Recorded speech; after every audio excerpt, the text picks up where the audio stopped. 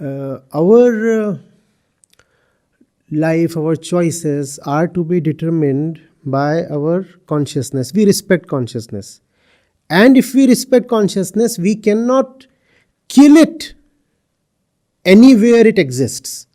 We cannot hurt it, harm it. We have to rather nurture it.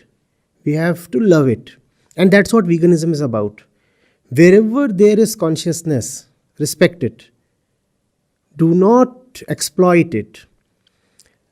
There is consciousness in the bird, in the fish, in the animal, in the tree, obviously in the human beings. Respect that consciousness. When you are slaughtering an animal for food or medicine or leather or whatever, or fun, or just even exploiting it or hurting it, then you are valuing body over consciousness. And if you value body more than consciousness, then you are not a human being at all. Therefore, veganism to me is very central to the very definition of a human being. I'll go so far as to say, if you're not a vegan, you don't qualify to be called a human being. And that's not a dogma. I'm coming from a very logical, well thought out position. So that's what veganism is to me. Essential humanity. I agree with so much of what you've said, and I wanted to also thank you for all the work that your foundation has done, because one of the things about veganism to me is that it's against all violence, it's against all exploitation, it's against all harming and prejudice and all these bad things that human beings seem to fall into. And so you have done wonderful things that have affected many different species, including human women. So thank you for all that. I do believe there is a principle that should be followed, and that is that we don't want to be discriminating and exploiting and harming and hurting anyone. It doesn't really matter what color they are, what age they are, what gender they are, what species they are. If they're a living being, then we can either bully them, hurt them, kill them, or respect them and be considerate of them. And certainly we can't eat them, which is a very odd thing that we have decided over time to do, to take a breathing, thinking, feeling person and end their life, cut them into bits, let the blood drain out, and then stick them in our mouths. It's just incredible. Wonderful. And we shouldn't steal from them either and wear the skin they were born in. We shouldn't use them as if they are tools in laboratories to pour chemicals down their throats. And we certainly shouldn't take them away from their natural lives and chain them up and use them in circuses and temples and who knows what, just because we feel like it. That is supremacism. And I think you and I, all of us who are vegans, are against supremacism. Wonderful. Very well said. And there's a very interesting word you used, person. What constitutes a person is something that we must take to the population in general. What is the definition of a person? Because in general, we define a person as a human being. If you are a human male, a human female, you qualify to be called a person. But if I call a parrot a person, that would sound weird to a few, cute to a few others, but normal to very few. So a person, if we could see that a person is defined not by his or her body or the species, but by the mere presence of consciousness. Consciousness, the moment it becomes the qualifying criteria, our decisions immediately change. But for that, first of all, we need to have a certain love and respect for consciousness, and that's the reason this little foundation here. Obviously, PETA has done great, remarkable, path-breaking work, and it's several decades old, and I truly, deeply appreciate what PETA has been doing since a long time now, worldwide, also in India. Our foundation is comparatively a nascent one, and it's the consciousness route that we are taking. So that's the reason why when we work for animals, we find we are working for all beings that exist, because they all are conscious. And we find that if we really have to work for animals, then honesty demands that we work for all exploited sections that exist on the planet, be it those who are racially oppressed, or women, or people who are misled in whichever way, and that brings a kind of integrity to our work, a central axis. If you are conscious, then you deserve my respect, because my own welfare lies in me being able to respect consciousness. Why do I suffer? Why does any human being suffer? Because we forget that we are just not the body. The body has its own games, its own agendas. I have my purposes that are separate from the purposes of the body. For example, the body might want to sleep. I might not necessarily agree. The body might want to eat, or jump around, or the body in a certain stage of life might demand procreation, and I do not extend my consent to all that. I am not the body, so I'm not obliged to always concur with the body. The moment I see I am consciousness, something very magical happens.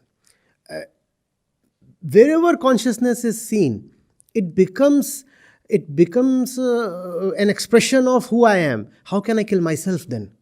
I look at the rabbit, and in the rabbit's eyes, there is nothing different from what is there in my eyes.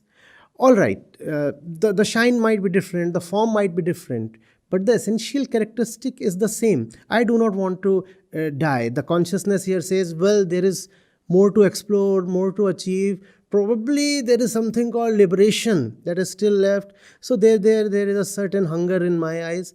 I see a certain hunger in the rabbit's eyes as well. Well, the rabbit might not be demanding liberation. It might just be asking for a carrot.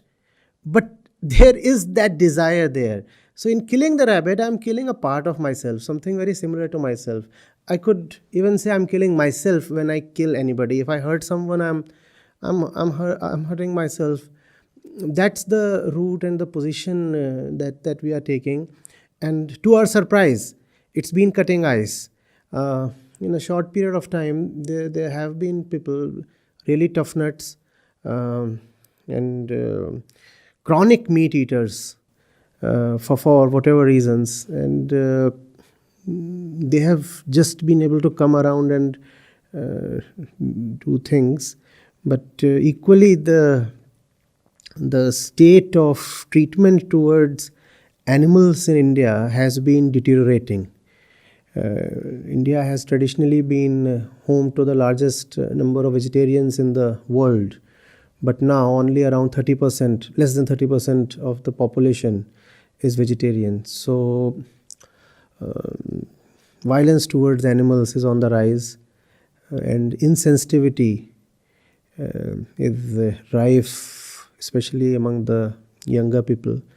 We're trying to fight it out. Let's see. I think part of it, though, isn't it, is that there is this desire among many young people to emulate what they believe is the Western world. Yes. Whether it's blue jeans or it's music or movies, and that can have a very bad influence. And so I remember going to a wedding in Maryland in the US, and there was an Indian couple, maybe about 40 years old there, and we sat at the same table, and we hadn't gone to the buffet yet. And I said, "Oh, are you vegetarian?" And both of them said, "No, no, no, no, no, no, no, no, we're not vegetarian." And you think, "I know you are." I said, "Well, we are," meaning my partner and I. We're vegetarian. I thought you might be. And she said, "Well, we usually are." And I thought, you were trying to adjust, thinking that I might find something wrong with you being vegetarian. That's a very sad state of affairs. And what's interesting to me is that the West is moving around this circle and coming back to the position that we shouldn't eat animals and that we shouldn't steal from animals. You know, the milk the mother cow makes for her baby, her beloved baby. When you talk about consciousness, I always think of the look in those eyes of that mother who is watching her baby being taken away. So some human animal can steal the milk and put it as ghee or butter or cheese or whatever it is. In the West, there is a growing awareness, and maybe some of this is for animals out of concern, and some of it is because of all the devastating information we have been bombarded with about the ill effects of animal milk, eggs, meat on human health. So a selfish reason comes in there. And also because people know they should be caring about the environment. Even if they don't really care, they know they should care. And they are hearing that animal-based agriculture worldwide is taking our water resources, taking our land resources, cutting down the rainforest. So the consciousness is really in all these different ways, isn't it, of intellectual, of thought, and of awareness and of information.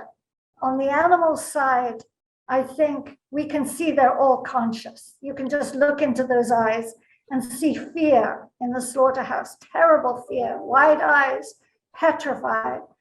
But most of the time, they don't get choices.